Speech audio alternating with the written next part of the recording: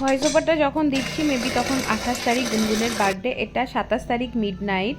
আমি বানাচ্ছি এখন একটা বানানা কেক গুনগুনের জন্য, কারণ আমি মিডনাইটে সেলিব্রেশন করি না কেক কাটিং, আমি আর্লি মর্নিং করি। বাট কী করবো, আর্লি মর্নিংয়ে কাল আমার একটা ক্লাস আছে, 1 ঘন্টা ক্লাস নিয়ে চলে আসতে হবে, তো আর্লি মর্নিং সেলিব্রেশনের সময় আমি থাকতে পারবো না। যারা ওয়ার্কিং লেডি তারা জানে অনেক কিছু স্যাক্রিফাইস করতে হয়, because I have some responsibility ওইখানেও অলসো। তো ওখানে রেসপন্সিবিলিটি পালন করতে গেলে আমাকে কিছু স্যাক্রিফাইস করতে হয়।